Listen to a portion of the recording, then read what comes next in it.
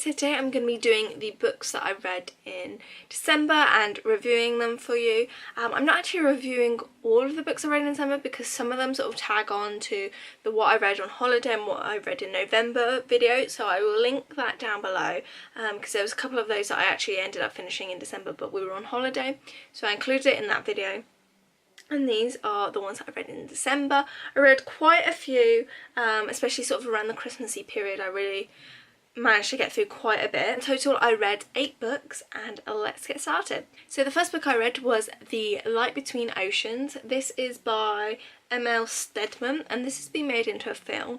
This was a book I actually picked up at the Cancun airport on our way back, just in case I needed to read something else on the plane. They didn't have a vast amount of choice, so I sort of just picked this up on a whim.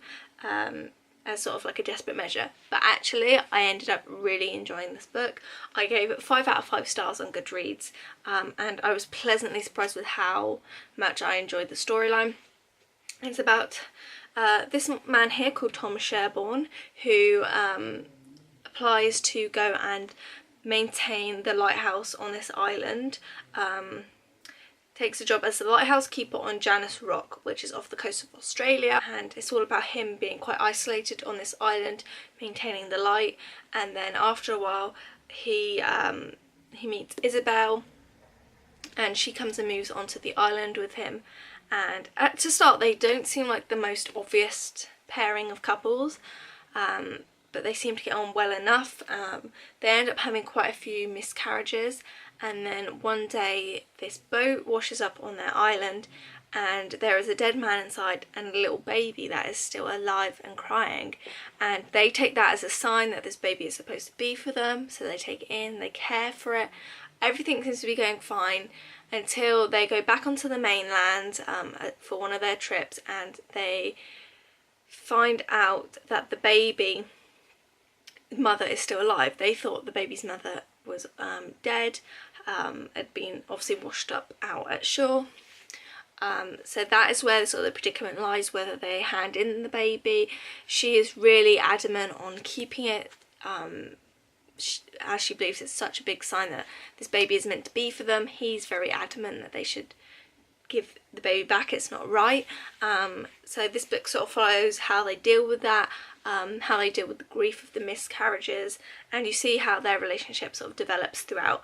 I really enjoyed this book. I loved the setting of it being on a lighthouse. I found it really good how about 3/4 of the way through the book you start to get the perspective from Hannah, which is the little girl's real biological mother, and it starts to make you sympathise her, and you're very torn then, because you've up until then all you've seen is Isabel and Tom's side of things and why they should keep the baby, but when you start to see Hannah's side of why she should go to them, it becomes very torn and you're very like, you don't know who the baby should really be with.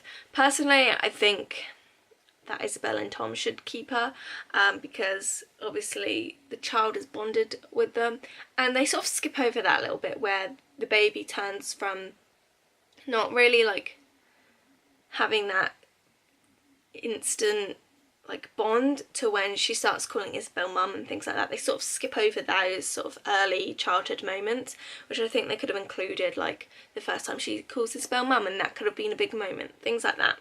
I did think it had a very sweet ending. It was a little bit heartbreaking, but it was very well done, I'd say. I really enjoyed it. I have seen the trailer for this. I watched it after I'd finished reading it. Don't know if I actually want to watch the film. I don't know if it'll be as good as the book for me. So yeah, I really enjoyed this book. The next book I read was Girl Online Going Solo by Zoe Sugg. It's the 3rd and final in her Girl Online trilogy, which you can see I've got the other 2 here. I had very mixed feelings going into reading this. I ended up giving this only 3 out of 5 stars, and I'm pretty sure I've rated the other 2 higher in the past. So this one is all about Noah has sort of gone off the radar. She's been sort of left on her own, and her friend Megan has given her an invitation to come and see her at her performing arts school, and she sort of takes it as an opportunity to sort of meet new people and sort of get over Noah. I'll read you the back of the book because it'll probably make more sense. It says, as Penny starts the school year, she's ready to face the world alone. Noah has gone off the radar after ending his world tour early, and no one, including Penny, knows where he is. So when she accepts Megan's invitation to visit her performing arts school, it seems like an opportunity to make some new friends. Helping everyone else seems to be the right remedy. Elliot needs her friendship more than ever, and she meets Posey, struggling with stage fright and in need of support. But is charming Scottish boy Callum the right kind of distraction, and can Penny truly move on when Noah's shadow seems to haunt her around every corner? That's sort of the premise of the book. There's a new sort of love interest that comes to it. Personally, I have very mixed feelings on this book. So overall, I thought this book, it didn't really go in the direction I wanted it. Obviously, we knew Noah wasn't going to be in most of it because he'd sort of gone off the radar. But I just felt the little love triangle thing was a bit unnecessary with the new Scottish boy, and it annoyed me when Noah suddenly came back into the scene so like unexpectedly and just expected things to go back to normal. It wasn't my favourite out of the three, and to be honest it sort of let the trilogy down a bit. I know this whole trilogy is very mixed opinions within the book community. A lot of people don't like it that much. I enjoyed it, but I think I would have enjoyed it more if I was younger and sort of going through those, if I was still in school, going through all those like first time love motions and things like that. So yeah, I'm glad it's sort of over now. So the next 4 books, because they're all part of the series, is probably going to be quite a surprise that I've read this month, and that is the Twilight series. I, for a while now, have wanted to just reread this whole series, just to see how like I can interpret it now that I'm a bit older, and you know, after I've seen all the films, because obviously I read these all first when they came out. I probably after this will end up getting rid of this series now. I don't think I can see myself reading it again. I definitely had, like, I can't really remember what I thought of it the first time around, except that I thought it was good. It was the first time I'd really been sucked into a series of any kind, and there was just a huge phenomenon of it at the time that you couldn't help being engrossed by it. And I gave the first 3 books, so Twilight, New Moon and Eclipse, I gave them all 3 stars. They were okay. They didn't wow me because I already sort of knew the story. I knew where it was going to go, and some parts ended up being a little bit boring. Breaking Dawn was, for me, the best out of the 4. So I ended up giving this 4 out of 5 stars. I really enjoyed it. I thought it was it had the most going on. So obviously Edward and Bella get married, they have their baby, she ends up being a vampire, Jacob ends up imprinting and leaving like his little pack for a bit. So overall I enjoyed Breaking Dawn the most. I just wanted to make a couple of little points on like some things that I noticed throughout the book. I found it really weird that Bella started calling her dad Charlie. Like when I first read them, that didn't really seem weird to me. But like reading it back now, I'm like, yeah, it's quite weird how she just calls her dad by his first name. And I forgot sort of how young they are. They're only like 17, 18 throughout the whole book, which, considering what happens towards the end, that's a pretty like young age to start a family and like plan out the whole of your life. So yeah, and for me the whole thing seems like completely unrealistic. Like, we all knew it's like not the most realistic thing, vampires and werewolves. It just didn't seem to be at all like a possibility. When you read like some dystopian books and some fantasy books, you think, yeah, that it like makes you believe that it could be a possibility in some dimension, but this just didn't cut the mustard. To be honest, I feel New Moon is a pretty like bland book. I feel the film of it is better. I feel like you come along more. Obviously this is the one where Edward just disappears for months on end and he goes and like gives himself up to the Volturi. I just felt like by the end of this book you weren't any further forward within their relationship or within the story. You got to know Jacob more, which was good, but it didn't interest me as much. So in Eclipse, when they go on about the whole like werewolf Quillette history, I basically skipped over that. Like, I was just like skim reading the whole thing just to get through it.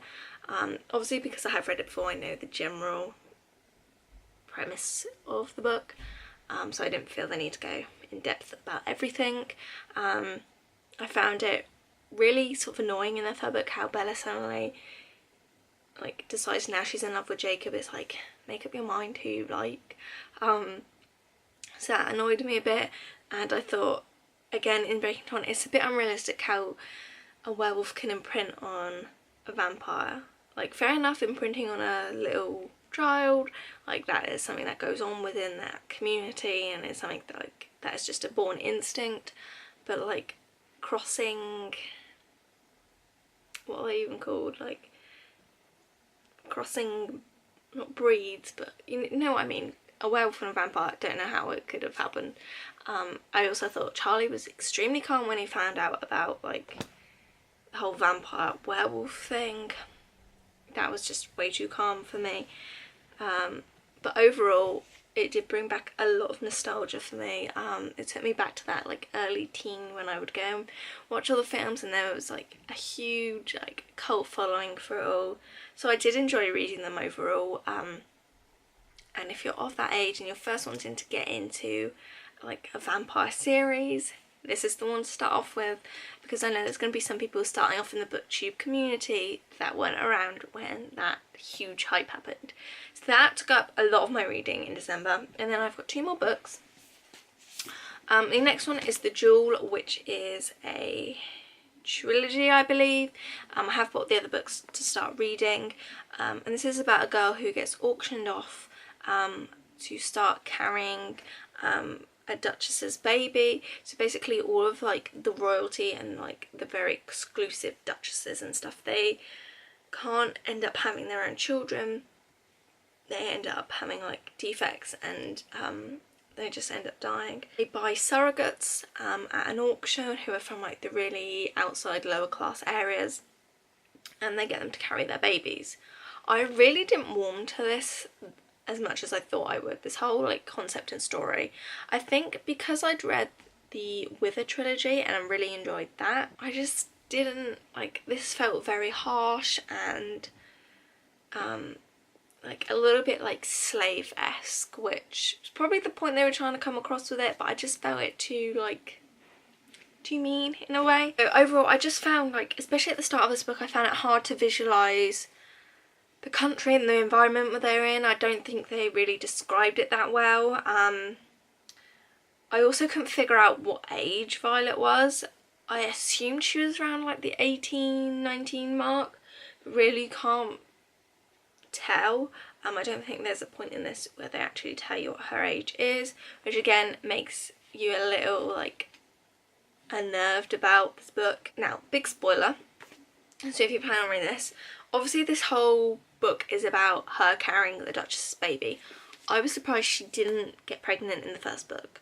I thought that would have been expected of, and that was the way that I was expecting this plotline to follow, and maybe I would have enjoyed it more if it had, and see how she progressed, like, through pregnancy. I will read the second and third book, so I'm assuming she gets pregnant in one of those. Yeah, and then she meets this guy called Ash, who is supposed to be, like, a companion for one of, like, the Duchess's niece, and that was all just a bit, I don't know, I just didn't warm to this at all. I didn't really warm to the characters. I will be reading the second and third book, no doubt, just to see if it picks up a bit. I'll be disappointed if it doesn't. I think the actual concept of it is pretty good. It's just I'm not a big fan of the way it's been executed, if you get what I mean. And it did feel like they were sort of living in, like, England in the 1800s, and, like, the way they were describing the outer areas, and then the Jewel, which is, like, obviously the centre and the more richer area, it sounded more futuristic and more progressed with, like, technology and things like that. So overall, I gave it 3 out of 5 stars. It wasn't anything special, but I am going to read the other 2 just to see if it gets better, and I will let you know. And then the final book I read, this is called The Guest Cat by Takeshi Hirade, and it wasn't quite what I expected. It is a really thin book, like, just over 100 pages. I just picked it up in Waterstones. I thought the front cover was interesting. The blurb caught my attention. It says a couple in their 30s live in a small rented cottage in a quiet part of Tokyo. They work at home as freelance writers. They no longer have very much to say to one another. One day a cat invites itself into their small kitchen. Blah blah blah blah blah. So it's all about a cat that comes into their home, and I thought, like, this cat is going to be a miracle. It's going to rekindle their relationship. This is going to be a big revelation of this cat coming into their life. really it was all about just a cat that visited them every now and again. You don't really find out a lot about the characters themselves. They don't tell you a lot. You probably don't. They don't tell you any more than what it says on the blurb about them, really, which I found a bit annoying, and probably why I didn't invest myself enough in it. It was very descriptive about the surroundings and just describing things. They had a lot of metaphors and a lot of descriptive words, so that was good if you like scene planning, or like you like them to set the scene of an environment. But overall, just it's one that I'll definitely just be getting rid of, because I can never see myself reading it again. I just got through it as quickly as I can, really. I only gave it 2 out of 5 stars on Goodreads. So it was a bit of a dud way to sort of end the month. I'm currently reading The House at Riverton by Kate someone. Obviously that will be in my January reads, and there'll be a few more that you can probably sneak peek up here. But that's what I read in December. Quite a mixed bunch of things that, like, I feel it started off pretty well, but then it was just like an average month of reading. So I'm actually going to be recording a Best Books of 2016 next, so stay tuned for that, and I will see you in my next video. Bye guys!